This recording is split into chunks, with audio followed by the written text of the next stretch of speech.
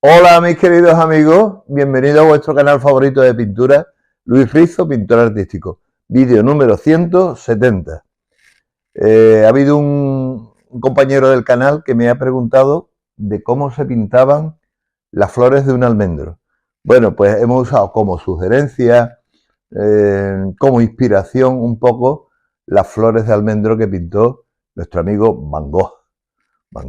Jan Van Gogh fue un fabuloso pintor, no suficientemente reconocido en su época, no reconocido, y que vivió prácticamente gracias a su hermano.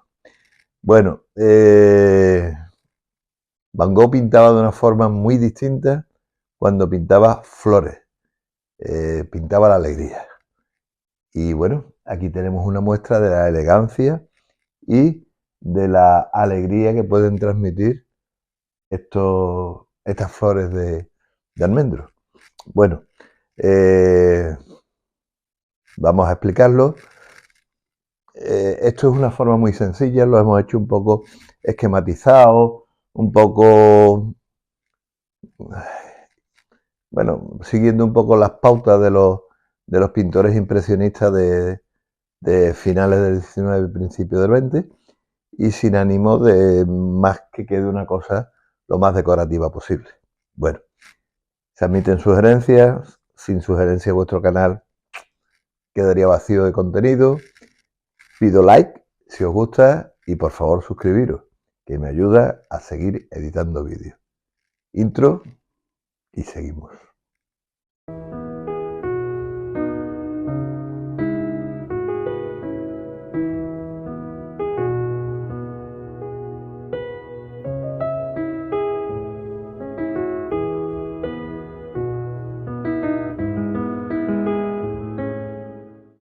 Hola mis queridos amigos, muy buenos días. Aquí estamos otra vez. Van Gogh en 1890 creó un cuadro maravilloso que son ramas de almendro flor sobre un fondo celeste o azul cielo. Estamos acostumbrados a ver algunas de las pinturas de Van Gogh que son como muy atormentadas, muy oscuras, no solamente ya en la concesión, en la temperatura de la pintura, sino que son oscuras, son como atormentadas, ¿eh? Por lo menos es la sensación que a mí me da. Sin embargo, cuando pintaba flores, cambiaba el chip que tenía en la cabeza y hacía unos colores maravillosos. Los lirios, los girasoles y los almendros en flor y los cerezos en flor, que lo pintó muchas veces. Y entonces ahí se le veía una alegría exultante y sobre todo en este cuadro. Así que vamos a disfrutar con la pintura de Van Gogh. Esto es más o menos. No quiere decir que sea igual, ni mucho menos, que después hay algunos que me dicen que no se parece. Bueno, yo lo único que trato es coger una pintura muy conocida de Van Gogh y usarla para seguir las instrucciones de un compañero del canal que me pidió ver cómo se hacía unas flores de almendro. Bueno, seguimos con la tarea. Nos vemos.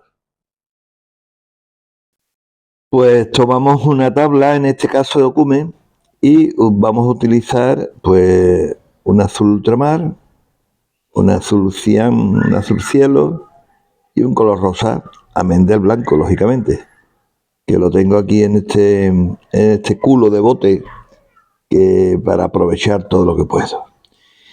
Y bueno, vamos a fondear directamente lo que es la tabla esta de Okume, lo vamos a fondear y vamos a dejar con acrílicos este fondo imitando un poco a ese azul cielo que tiene el original.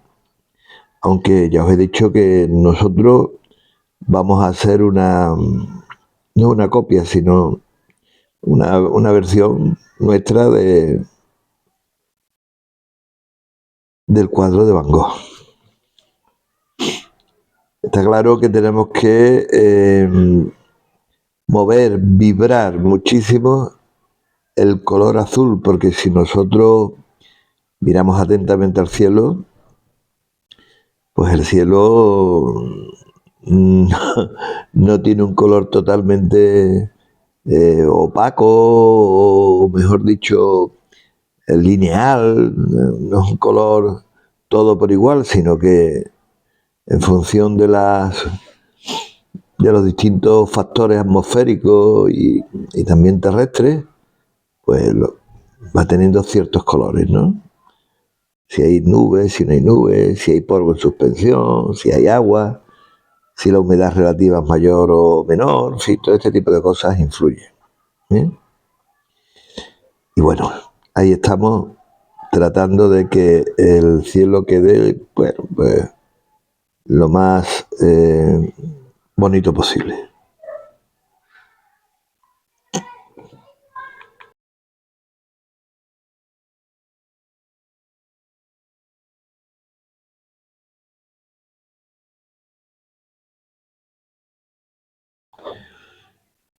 Si estoy haciendo un poco largo el proceso, es para que veáis, bueno, pues la cantidad de pinceladas y cómo doy las pinceladas. No solamente es el poner el color, sino cómo se pone. El cómo tiene mucho que ver después aquí con el resultado. He cogido un color violeta con objeto de buscar un poco lo que son las ramas. Ya os digo que está más o menos inspirado en el cuadro original del amigo Van Gogh, pero no trato de imitarlo, sino que trato de hacer una versión libre del cuadro. ¿Eh? Pero fijaros los movimientos del pincel, que es interesante para todo aquel que esté, bueno, empezando.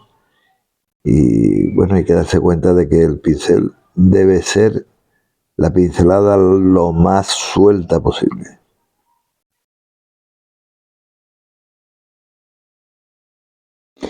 Pues ahora seguimos dándole toques, buscándole lo que son las distintas ramificaciones que tiene esta rama principal.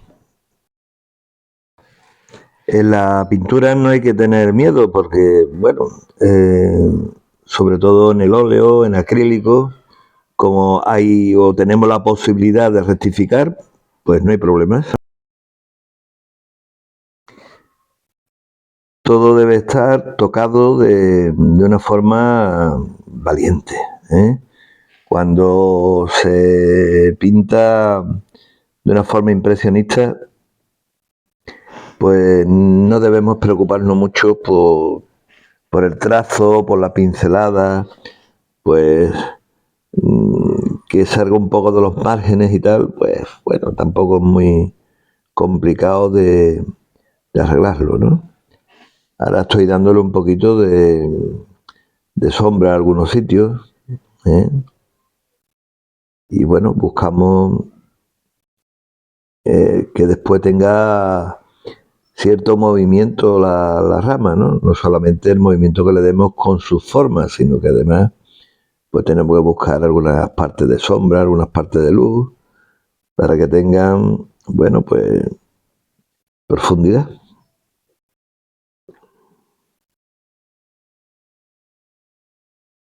Estamos tocando ya definitivamente con óleo lo que es el fondo que hemos hecho para imitar un poco al cielo, ¿no? Hemos dicho anteriormente que el fondo es de acrílico. Hemos usado acrílico. Y ahora aquí lo que estamos utilizando, pues un poquito de carmín violáceo, un poquito de blanco y tierras. Tanto tierra sombra tostada como natural, como un poquito de siena tostada.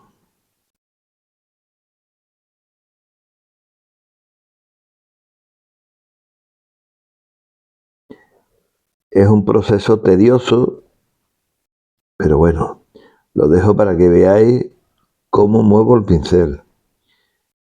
Voy redondeando la rama para que queden como si tuvieran ese volumen, pues así redondeado, ¿no?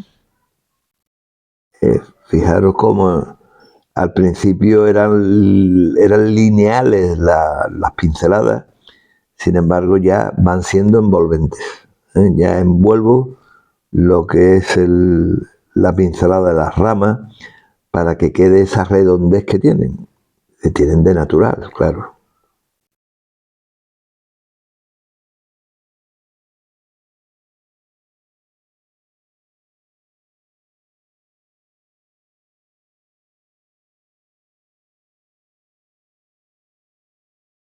¿Veis? Son unas pinceladas que van en dirección opuesta a las que dimos para este tipo de pinceladas para perfilar las ramas. Sin embargo, una vez que la rama está perfilada, pues tenemos que redondear la rama para que nos dé la sensación de que es una rama más o menos auténtica.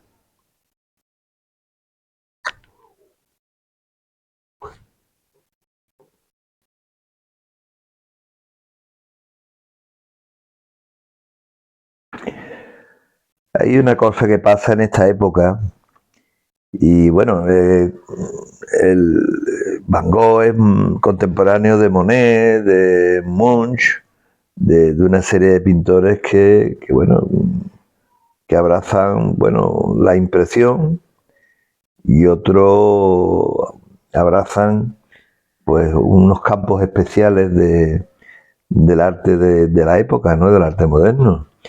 Y el arte europeo en esa época estaba en plena crisis de realismo, ¿no? Porque, bueno, eh, los impresionistas como Monet se interesaban por aspectos efímeros, los cambios de los colores, de la luz, iban tratando de mostrar las distintas horas del día, la atmósfera, el agua, las nubes. Y Munch, por ejemplo, expresaba la profunda crisis espiritual de ese tiempo de cambios que hubo entre finales del 19 y principios del 20. Nos encontramos también con la Primera Guerra Mundial, en fin, la Gran Guerra, como le llamaban, que era un desastre. Bueno, pues vamos a empezar a poner aquí algunos toques que se vayan aproximando a las flores. Estoy utilizando un blanco roto, blanco que lo he roto pues con los restos que me quedaban en el pincel, después de haber dado, bueno, pues los toques violetas y los toques sombras que he usado para las ramas que van puestas de momento. Entonces no me preocupa mucho cómo vaya a quedar el resultado final, porque después vamos a seguir tocándolo, ¿no? Este vídeo es muy extenso en cuanto al tiempo, porque yo lo que quiero es que se vea cómo se trabaja el cuadro, cómo se dan las pinceladas y cómo hay que huir de una forma directa de la pincelada relamida. Hay que ser más fuerte, hay que ser más impetuoso y menos medroso, tener menos miedo a la hora de poner el color. Bueno, Van Gogh era profundamente cristiano, e incluso en enero del 79, 1879, la escuela evangélica de Bruselas, o evangelista de Bruselas, pues le concede a Van Gogh un puesto de predicador. Por 6 meses, y en julio no le renovaron el cargo. Decidió entonces instalarse en Cuesme, siempre en la región minera, para proseguir su apostolado a título personal. Era un hombre con una causa muy comprometido con el cristianismo, y bueno, es una persona que se dio, a pesar de su pobreza, en ayudar a los demás.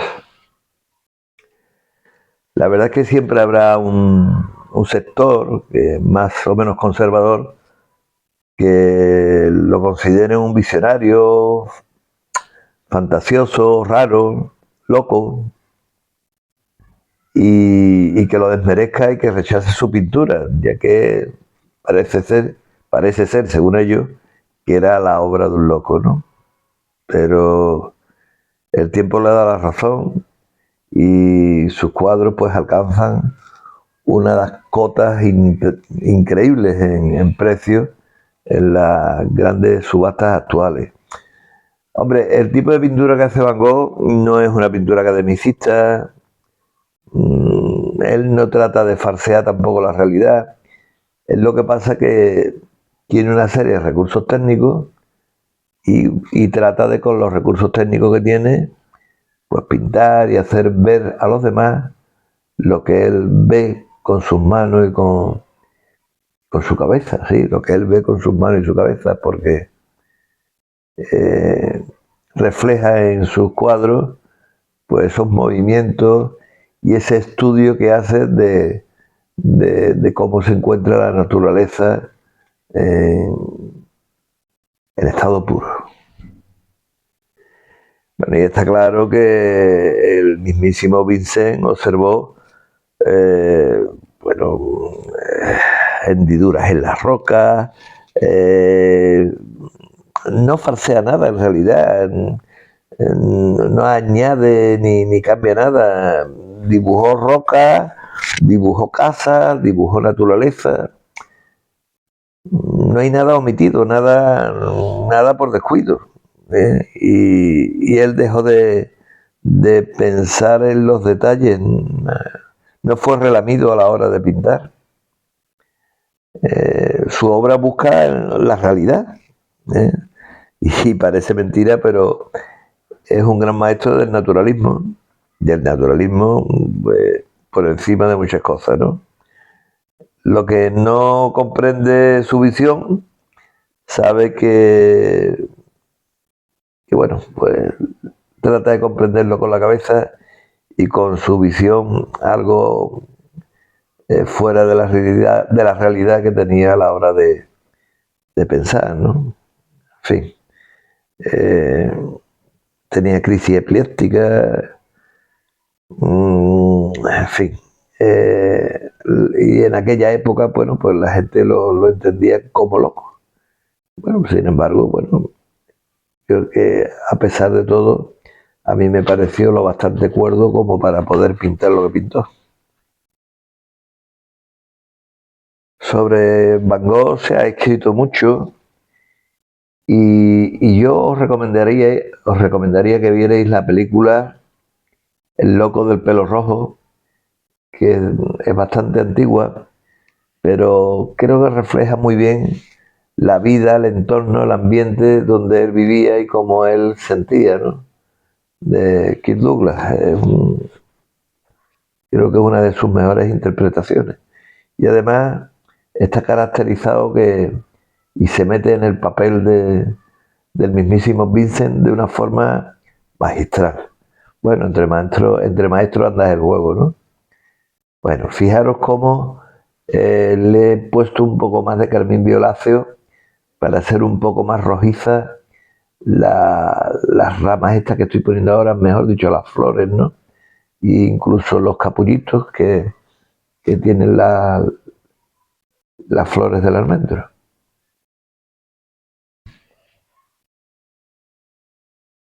Ya casi al final de sus días le mando una carta al hermano con un texto que es penoso porque le dice, tú no puedes conseguirme una mujer, no puedes conseguirme un hijo, no puedes conseguirme un trabajo, pero sí dinero. ¿Para qué me sirve si debo carecer del resto? O sea que él pensaba que la vida era algo más que tener dinero, era tener una familia y tener descendencia. Curiosamente, lo echaba a que el hermano lo consintiera, ¿no? Su hermano Teo, pero él tenía un poco abandonado eso de practicar pues, el charlar con una vecina, con una amiga, con una desconocida. Y le estaba reprochando al hermano el que no le estaba dando pues la mujer y la familia que él necesitaba. Van Gogh pintando el sol y las estrellas, que representan dos extremos de la intensidad lumínica, ¿no? El día y la noche, ¿no? Pues además lo pinta en muchas ocasiones, esos cielos estrellados, esos cielos tortuosos, como toca el azul, cómo lo mueve, cómo lo pincela, cómo construye el cielo, ¿eh? Y esas luces de día que tan iluminadas son. Pero claro, cuando él tenía periodos tristes, periodos dolorosos, pues nos encontrábamos con partes extrañas de su vida. Fijaros que como Van Gogh, aquí estoy reforzando un poco pues los márgenes de las, de las ramas, ¿no? Para que adquieran un poco de volumen, ¿eh? Y estoy siguiendo un poco también el estilo de este personaje tan curioso. Normalmente no lo hago en mis cuadros, pero como estamos siguiendo un poco el camino de Van Gogh, pues aquí estoy tocando de forma manera que quede lo más parecido, aunque ya os digo que no voy buscando la copia, pero sí el estilo. Porque me parece que es muy agradable que en este cuadro el amigo Van Gogh echó la casa por la ventana, la casa de la gracia, porque hay que tener cierto gracejo a la hora de pintar e iluminar un lienzo. Y aquí vamos a tocar un poquito más, me he acercado eh, la cámara al soporte donde estoy pintando la tabla para que veáis cómo empiezo a iluminar los pétalos con blanco puro, blanco de titanio, para buscarle un poco, bueno, pues el volumen a las flores, que no sea una cosa estática, que pueda tener incluso hasta movimientos.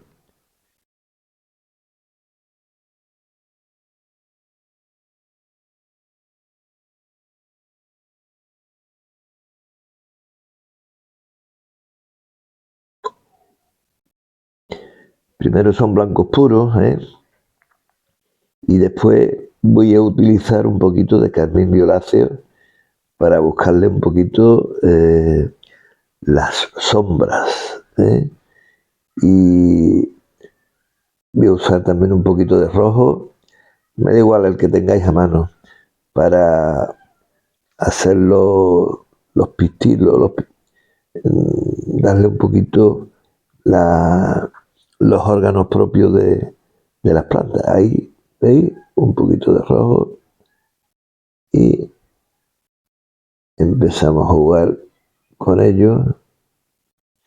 Y después con un poquito de ocre le vamos a hacer la parte superior donde las abejitas pues, se posan a libar y a llevarse un poco de los distintos, bueno, pues, estambres.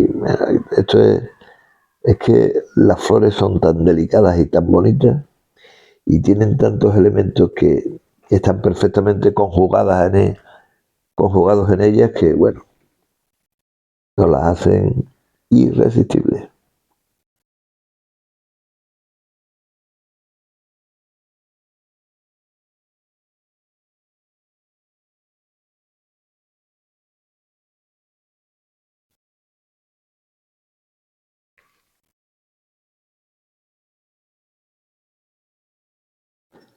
El carmín violáceo es un color fantástico, fantástico.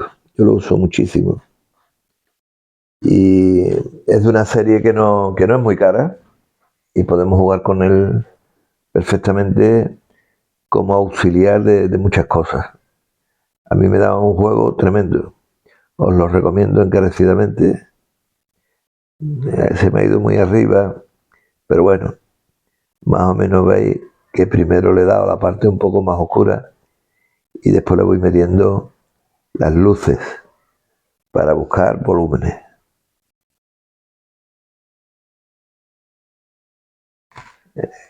Quedan, yo creo que quedan muy bonitas.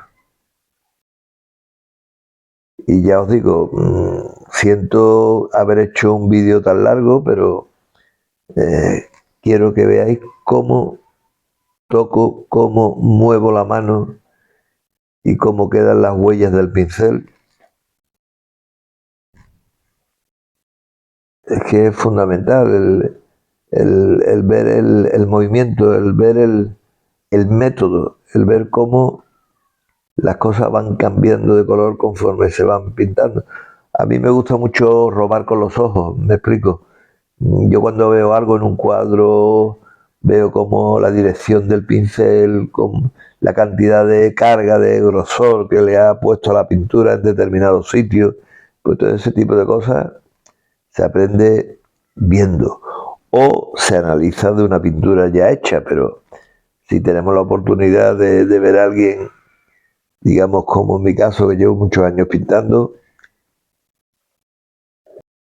pues es más que interesante ver cómo se transforma la pintura en cosas, en flores, en objetos.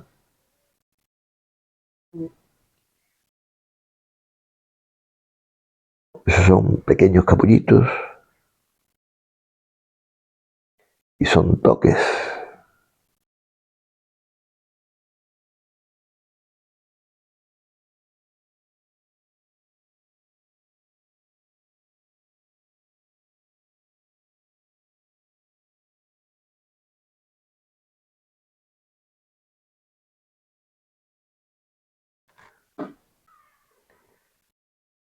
Fijaros cómo poco a poco va tomando, pues, ahora le vamos a dar un poquito de ocre, ¿eh?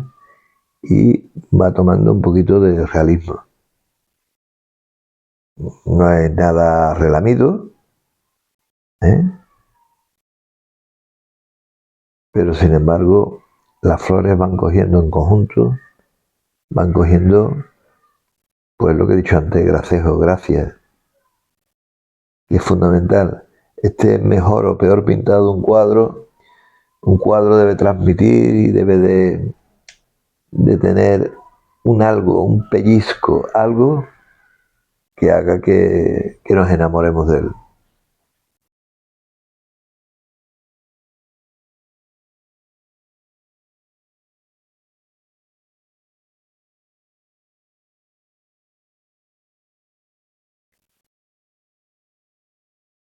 Estoy cargando pintura y acometo nuevamente.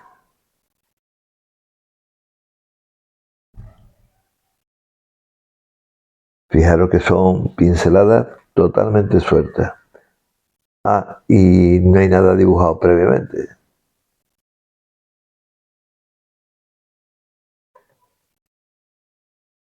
Aquí solo me asiste de alguna manera pues el trasladar la pincelada de don Vicente Van Gogh a la pintura. Me he alejado un poquito más porque hay alguna florecilla más que se me salía del plano y me he alejado un poco para que se vea. No hay dibujo previo, solamente, bueno, pues la contemplación previa del cuadro de las ramas en flor de almendro del amigo Van Gogh.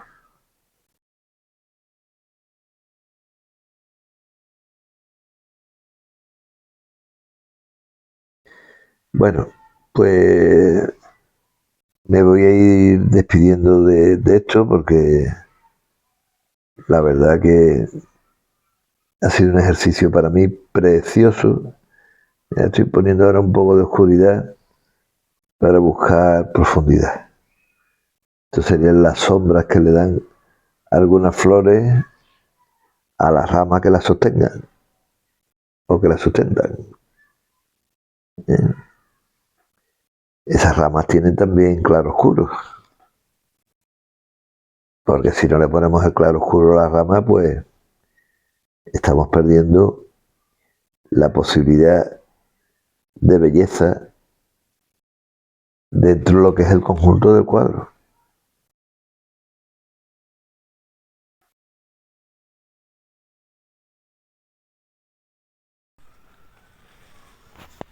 Bueno, pues seguimos tocando, buscando partes más oscuras, más sombras, más penumbras, para destacar de alguna manera los grandes macizos de flores del almendro.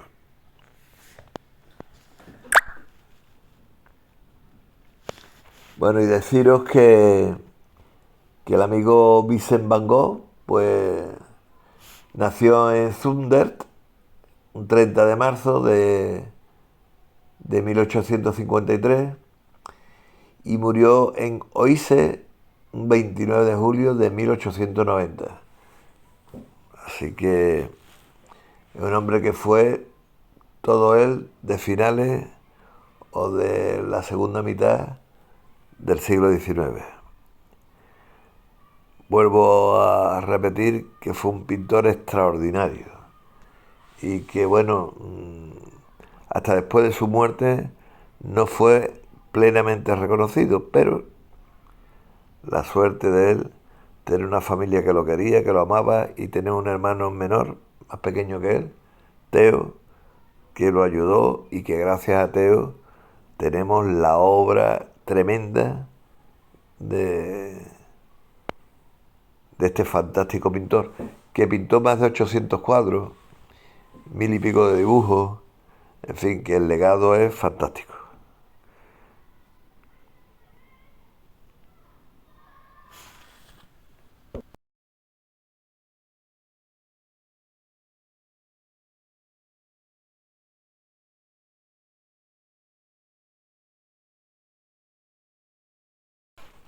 Bueno, yo sigo aplicando color, buscando volúmenes.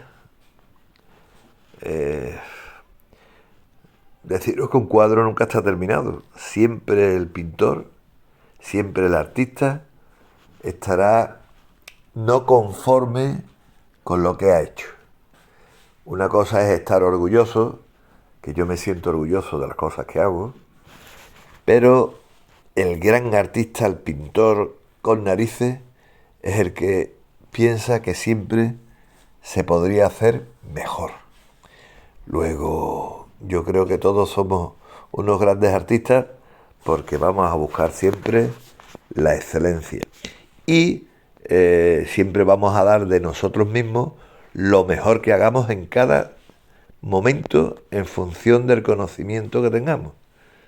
O sea, yo cuando empecé a pintar, pues estaba muy orgulloso porque salían de mí los mejores cuadros de los que eras capaz en aquel tiempo.